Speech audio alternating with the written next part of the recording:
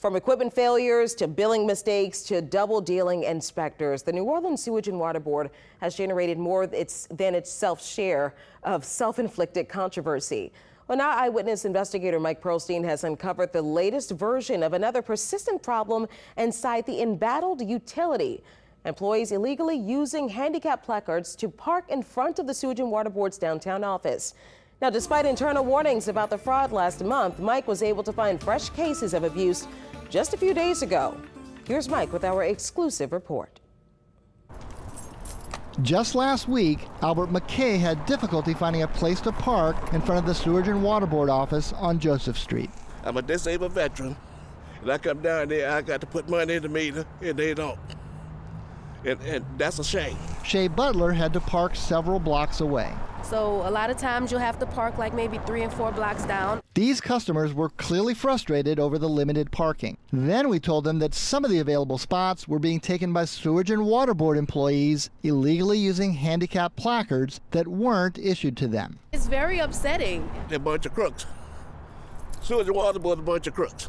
What's remarkable about this ongoing scam is that it has been flagged before, repeatedly. The New Orleans Inspector General's office exposed the problem in 2017, catching 26 employees illegally using somebody else's handicap placards. Then in 2018, Channel 4 caught employees in the act. And sure enough, just last week, ma'am, is this your car?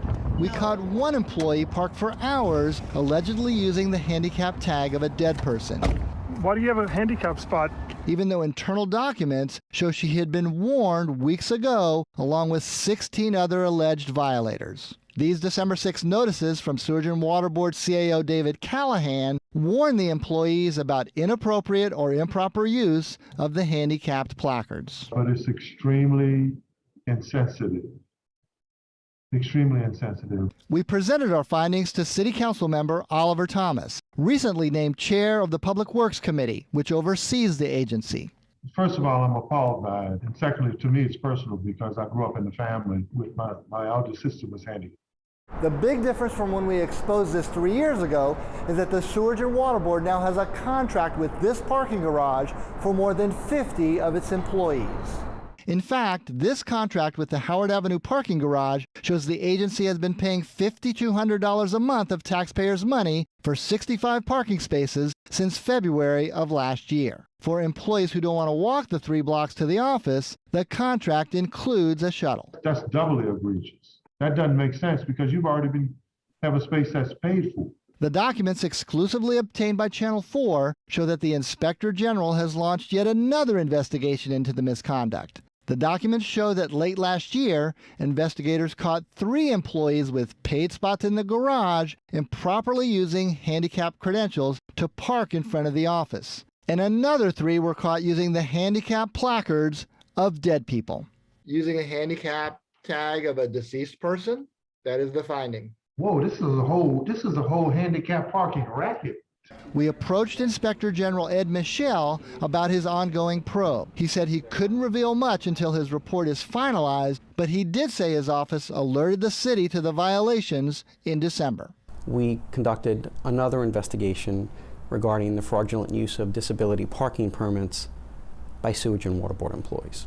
That resulted in these internal memos issued to 17 employees flagged by the IG's office for violations, reminding them about the handicapped parking laws and the $500 fine for violators. Callahan followed up with this letter to the Public Works Acting Director Josh Hartley to alert him to the violations so the rules could be enforced by the city. Despite the December warning memos, the violations persisted as recently as when we caught the employee last week. Any and all aspects of this report are going to be furnished to the district attorney as well as the Louisiana State Police for any actions that they deem necessary. It's being exposed by you and by WWL. Probably be shame enough, but I would hope and pray that there's no karma, and that I would hope and pray that there's nobody in their family, like mine and many others, who is handicapped. Any reason why the placard's on your car? Mike Perlstein, Eyewitness News. In a statement, the Sewage and Water Board wrote, quote, "We've warned our employees about parking violations around our buildings, and our partners at DPW have amplified their enforcement of street parking regulations around our facilities, which we fully support. Now, records show that since Mike's investigation, 8 citations have been issued to improperly parked handicapped vehicles.